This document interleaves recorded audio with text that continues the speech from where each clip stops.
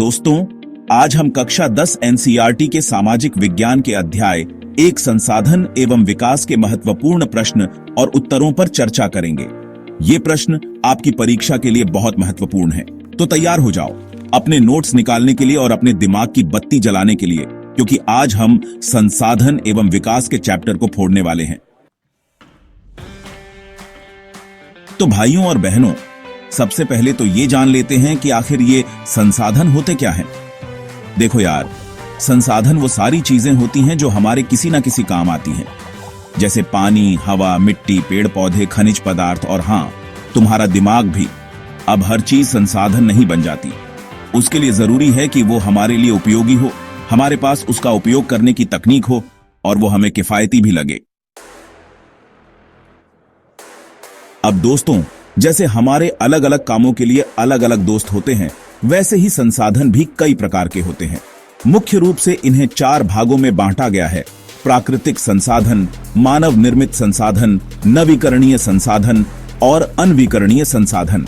नवीकरणीय संसाधन वो होते हैं जो बार बार बनते रहते हैं, जैसे सौर ऊर्जा, पवन ऊर्जा। और अनवीकरणीय संसाधन वो होते हैं जो एक बार खत्म हो गए तो फिर मिलना मुश्किल ही नहीं, नामुमकिन है, जैसे कोयला, पेट्रोलियम। दोस्तों, अब बात करते हैं अनवीकरणीय संसाधन की, जो एक बार खत्म हो गए तो फिर वापस पाना नामुमकिन है। इनमें खनिज सबसे महत्वपूर्ण है।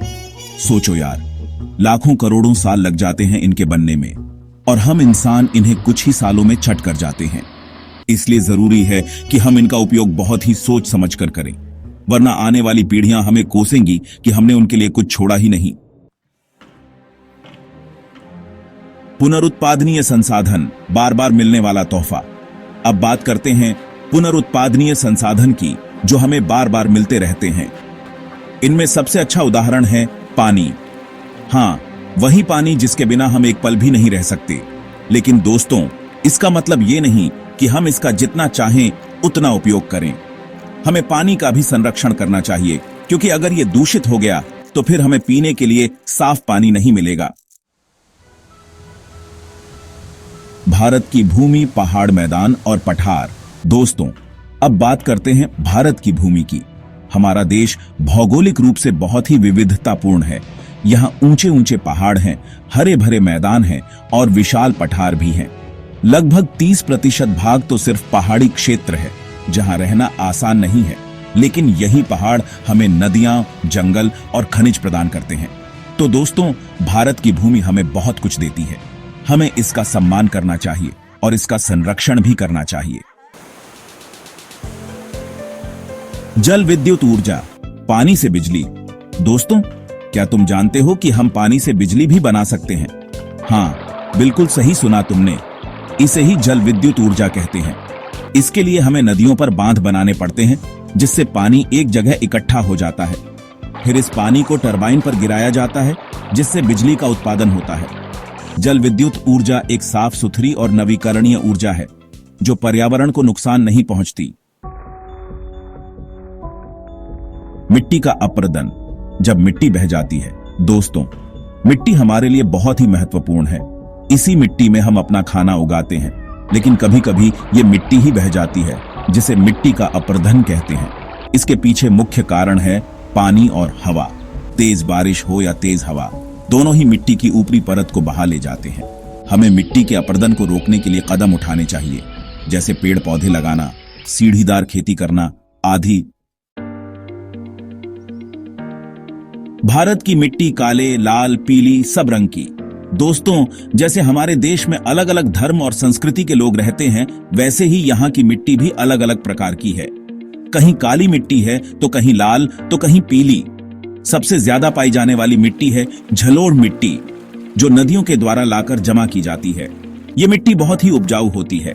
इसके अलावा काली मिट्टी भी बहुत मशहूर है, जिसे रेगुर मिट्टी भी कहते हैं। ये कपास की खेती के लिए सबसे उपयुक्त होती है। मिट्टी संरक्षण, मिट्टी बचाओ, देश बचाओ। दोस्तों, मिट्टी हमारे लिए बहुत ही कीमती है। इसे बचाना हम सबकी जिम्मेदारी है। मिट्टी के संरक्षण के लिए हम कई कदम उठा सकते हैं। सबसे आसान और प्रभावी तरीका है वृक्षारोपण। पेड़ पौधे मिट्टी को जकड़े रखते हैं और उसे बहने से रोकते हैं। इसके अलावा सीढ़ीदार खेती, समोच्च रेखा खेती और फसल चक्रण भी मिट्टी संरक्षण के अच्छे उपाय हैं। कृषि योग्य भूमि जहां अन्न उगता है। दोस्तों, जिस भूमि पर खेती की जाती है उसे कृषि योग्य भूमि कहते हैं। भारत में लगभग आधी भूमि पर ही खेती की जाती है। हमें इस भूमि का संरक्षण करना चाहिए और इसकी उर्वरता को बनाए रखना चाहिए। जलोढ़ मिट्टी गंगा का तोहफा। दोस्तों, जैसा कि मैंने पहले बताया, भारत में सबसे ज्यादा पाई जाने वाली मिट्टी है जलोढ़ मिट्टी। ये मिट्टी हमें मुख्य रूप से गंगा नदी और उसकी सहायक नदियों से मिलती है। इस मिट्टी में गेहूं, चावल, गन्ना आदि फसलों की अच्छी पैदावार होती है। रेगुर मिट्टी काली है तो क्या हुआ, कपास उगाती है। दोस्तों, अब बात करते हैं काली मिट्टी की, जिसे रेगुर मिट्टी भी कहते हैं। यह मिट्टी देखने में तो काली होती है, लेकिन यह बहुत ही उपजाऊ होती है। इस मिट्टी में कपास की खेती सबसे अच्छी होती है, इसीलिए तो काली मिट्टी को कपास की काली माटी भी कहा जाता है। जैव विविधता प्रकृति का खूबसूरत तोहफा। दोस्तों, हमारी पृथ्वी पर लाखों करोड़ों प्रकार के जीव जंतु और पेड़ पौधे पाए जाते हैं। इस विविधता को ही जैव विविधता कहते हैं। ये जैव विविधता हमारे पर्यावरण के लिए बहुत ही जरूरी है। ये पर्यावरण का संतुलन बनाए रखती है और हमें कई तरह के लाभ पहुंचाती है। हमें इस जैव विविधता का संरक्षण करना चाहिए और इसे नष्ट होने से बचाना चाहिए। खनिज संसाधन पृथ्वी का खजाना। दोस्तों, पृथ्वी के गर्भ में कई तरह के खनिज पाए जाते हैं जो हमारे लिए बहुत ही उपयोगी हैं। लोहा, सोना, चांदी, कोयला, पेट्रोलियम, ये सब खनिज हैं। ये खनिज हमें प्रकृति से प्राप्त होते हैं और ये अजैव संसाधन हैं, यानी ये दोबारा नहीं बन सकते। हमें इन खनिजों का उपयोग बहुत ही सोच समझकर करना चाहिए, क्योंकि ये सीमित मात्रा में उपलब्ध हैं, उनकी अच्छी पैदावार होती है। वनों का संरक्षण, पेड़ बचाओ, पर्यावरण बचाओ। दोस्तों, वन हमारे पर्यावरण के लिए बहुत ही जरूरी है। ये हमें ऑक्सीजन देते हैं, कार्बन डाइऑक्साइड अवशोषित करते हैं और मिट्टी के अपरदन को भी रोकते हैं। हमें वनों का संरक्षण करना चाहिए और ज्यादा से ज्यादा पेड़ पौधे लगाने चाहिए। वनीकरण ही इस समस्या का एकमात्र हल है।